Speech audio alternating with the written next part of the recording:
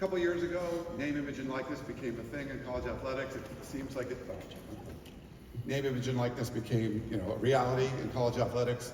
What are your philosophies on that? I know it depends on, different schools have different interpretations for how that's run. Right, as I mentioned earlier, our goal is to develop a championship program where all 21 of our teams can win national championships and deliver a world-class student-athlete experience. So NIL and a robust NIL program is critical to that. So had a lot of experience in building out an NIL program at my previous institution, and I'll be rolling up my sleeves to support our coaches in any way possible. And most important, give our student athletes the opportunities that they deserve. Thank you.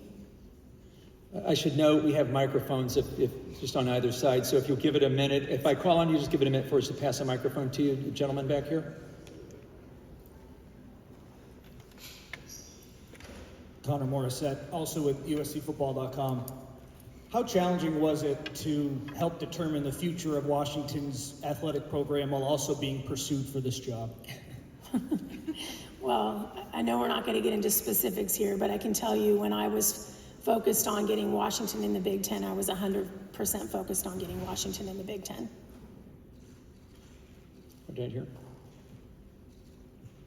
Joe Reedy, Associated Press. Jen, just how much of an... Oh, hi. Just how much do you think you have an advantage having gone against USC for 7 years in the conference, knowing kind of the program and President Folt? How much did you talk to other Pac-12 presidents or about knowing Jen and getting to know her better? Do you want me to start or do you want to go?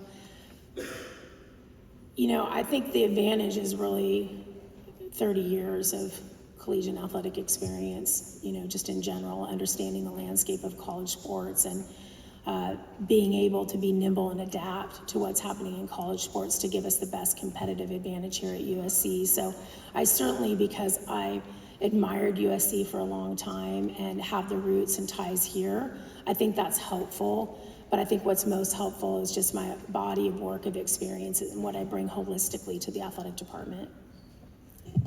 For me, I wanted to get the best possible athletic director at this moment that could do it all. So I talked to many people. And as I said, there are a lot of talented people out there, which does give me hope that we're going to find our way through this time in athletics. But I think the qualities that Jen brought were really not because of the Pac-12, they're because of her experience. I think that's really important. We also do have an amazing community, and it really helps to know LA. I think that helps people hit the ground running. And yet when you're talking to people in athletics around the country, they know each other. There's lots of connections across the conferences. So I think we help each other when they know each other, and that's always a wonderful thing. But this is really about her and what she can bring to USC. Right here in the front. Hi, Luke Evans, Orange County Register. It's been kind of a tumultuous time for the athletic department in general in the wake of first Mike Bohn's resignation, the Big Ten move in general. Carol, was there kind of a tangible sense of urgency or pressure to really get this hire right, considering the current state of the athletic department? I'm going to say there's always complete pressure to get things right.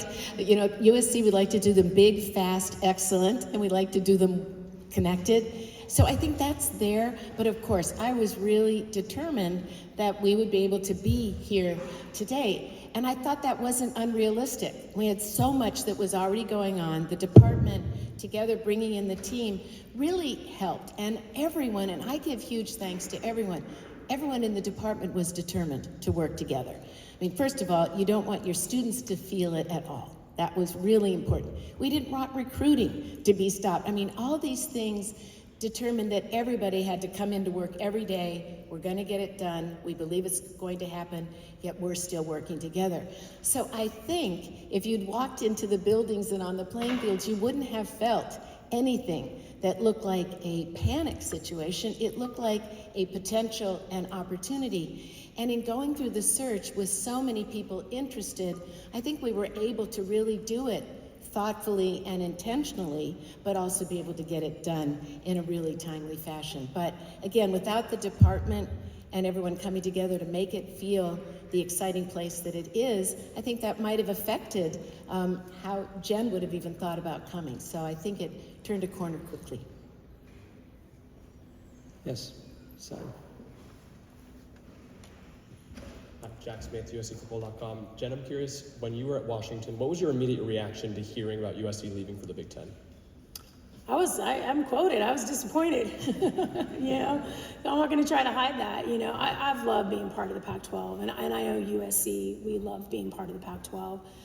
The reality is the landscape of college sports is evolving and changing, and I think the move that Dr. Folt and former athletic director Bone made to joining the Big Ten was the right move for USC. I'm grateful to be here, to be benefiting from that, and to be building off that in the future. Question down here. Hi, Paulie Getty at ESPN.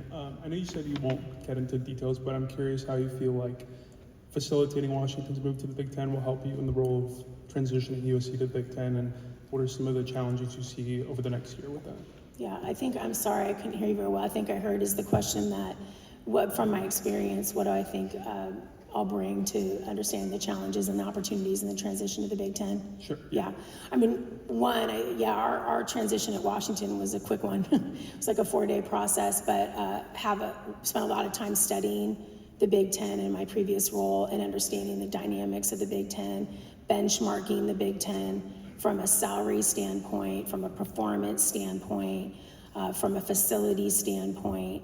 And so I have a lot of that understanding already in preparation for where I was before. And so I'll bring that knowledge and experience here. And then ultimately, you know, I think it's important to acknowledge that not all of transitions are perfect.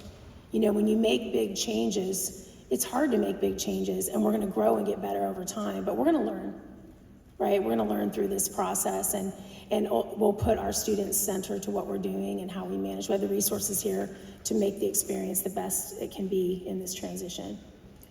I'm going to weigh in too. You know, these conferences have presidents that sit at the top of them. And what is really important is when your president and your athletic director get along really well. You know, right now I happen to be the head of the AAU. I know all those presidents really well. We actually talk over years about how respectful we are of our ADs. And I know the president of UW very well. A lot of positive things to say about Jen. But really important for the Big Ten is we have to mesh the entire thing. And as I was talking to Anamari today, we were saying good athletic directors in every school are going to be critical to the success. Athletic directors that work together, all that, because we're all trying to do something new that has never been done. So I think we're just continuing to cement a better transition when we have people that are experienced, not only working together, but then working across this new conference. So I'm excited about it, but I think you're going to make a big difference for us. All right, so I have a hand up over here.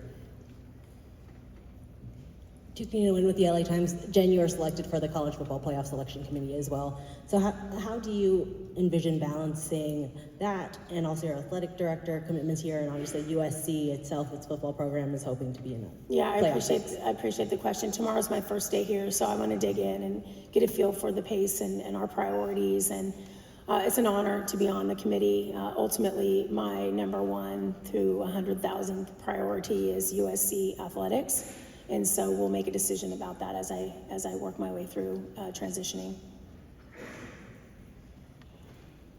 Back in the back? Yes, sorry. Yeah, Andre Fontanelle with KCBS KCAL, and by the camera over here. Can you just talk about the emotions that you go through, the fact that you're coming home? Yeah. What's it like to be walking these streets, working at this university when you came home? Yeah, I mean, I've always loved coming back to California and any and all trips that I could make to get back here, because it always had that feeling of home for me. So, you know, I think that's why I took a moment on the stage to begin, just because this is where my family's roots are.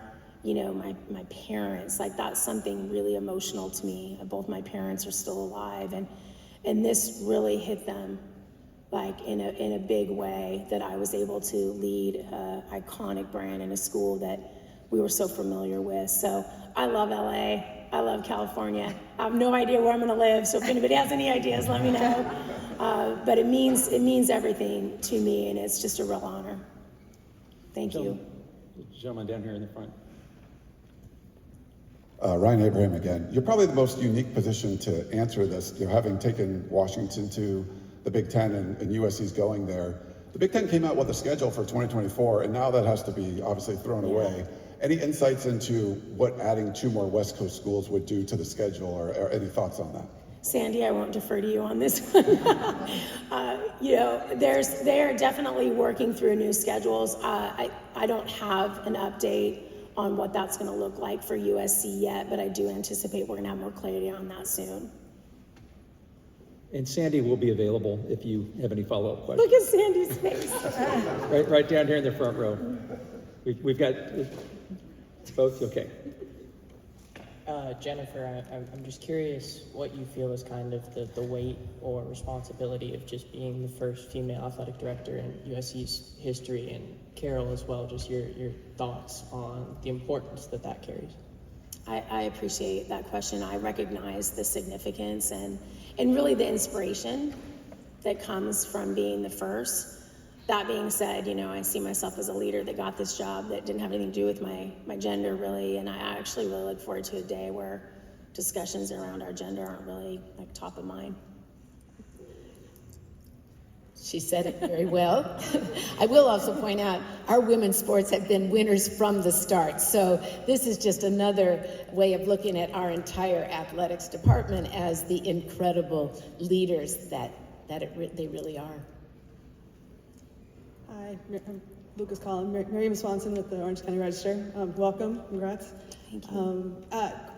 When you mentioned the hundreds of candidates who emerged, I wonder how soon did Jen's sort of name pop in your head or in the committee's head, and as far as sort of like speaking to the reputation that she sort of developed with her work up in Washington. We talked to many, many people, and I have, as I said, lots and lots of feedback, and we know lots and lots of great programs and athletic directors. So I think that I just say that there were many people that were interested, and we're talking about, so I don't have a sequence. I think it's one of those things where many come to your head all at once. Everything, everywhere, all at once. That's my new mantra, and that's what it felt like in the early days. So I think Jen has enormous respect in the country, and of course many people were suggesting that's someone to really consider. We've got time for maybe 1, 2 more, if we have any. All right. Well, first of all, again, a little housekeeping. Our principals will be down here in the front.